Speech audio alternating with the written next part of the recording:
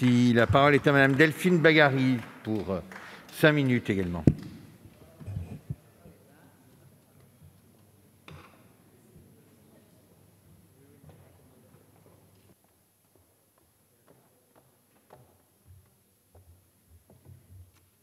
Merci.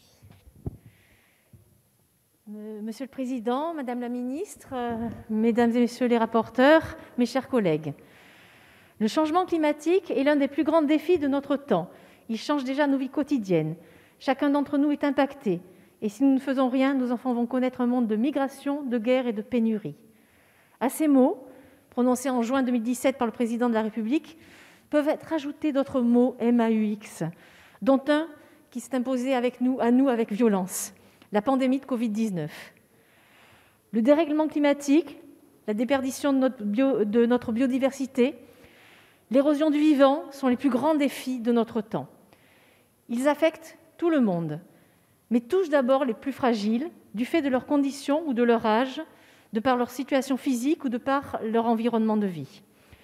Si l'enjeu ne peut plus être ignoré, si l'action est devenue si évidente, pourquoi alors tergiverser encore ? Pourquoi renoncer à l'ambition ? Pourquoi accepter les régressions en commission ?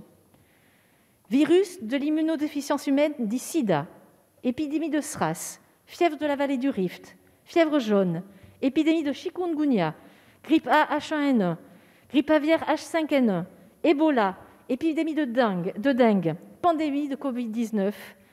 Par l'emprise humaine sur les habitats sauvages, le XXIe siècle est déjà celui des épidémies et des pandémies, celui des zoonoses, ce sont les maladies qui sont transmises de l'animal à l'homme.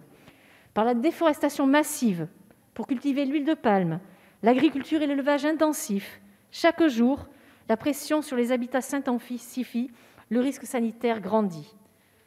100 000 morts, c'est le nombre de décès prématurés qui serait attribué chaque année en France à la pollution de l'air liée aux énergies fossiles, soit 17,3% de l'ensemble des morts. L'exposition à l'humidité et aux moisissures, au manque de luminosité, au bruit et au froid augmente le risque de maladie.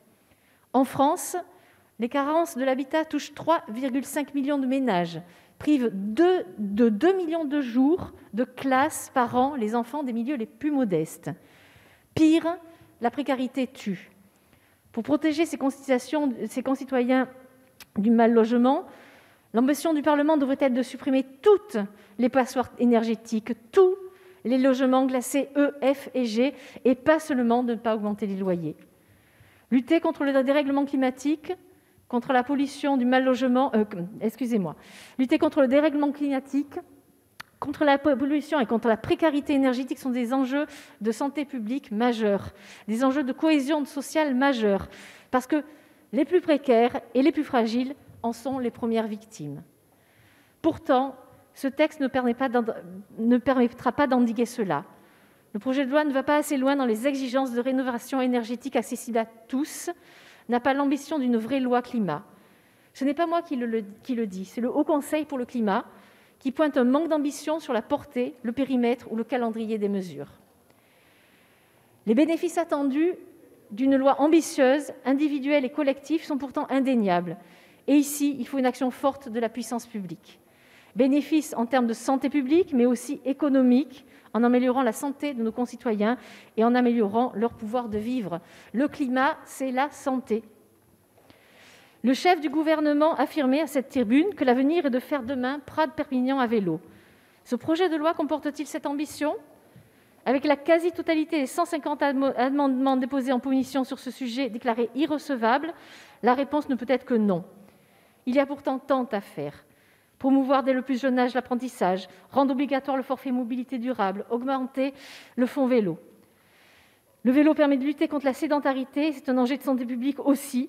Il permet même d'améliorer la productivité chez les salariés.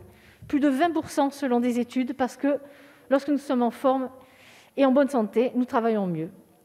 Cela ne sont que des exemples du manque d'ambition. En somme, ce projet de loi comportant déjà pourtant presque 130 articles demeure bien insuffisant. Il ne permet pas de changer la donne, de renverser la table. Il n'offre pas la bouffée d'air dont nous aurions besoin. Je fais le vœu qu'ici et bientôt, nous pourrons constater d'une vraie loi climat pour le climat, une vraie loi pour le climat. Je vous invite à étudier celle déposée par Delphine Batho, Mathieu Orphelin et le collectif Écologie, Démocratie, Solidarité. La vraie loi climat, reprenant sans filtre les propositions de la Convention citoyenne pour le climat, qui a été un exercice démocratique inédit et qui promettait une grande adhésion des citoyennes et des citoyens. Nous le devons par respect pour les 150 citoyens, juste pour le respect de la vie. Merci, Madame Begari. La parole est à Monsieur Joël.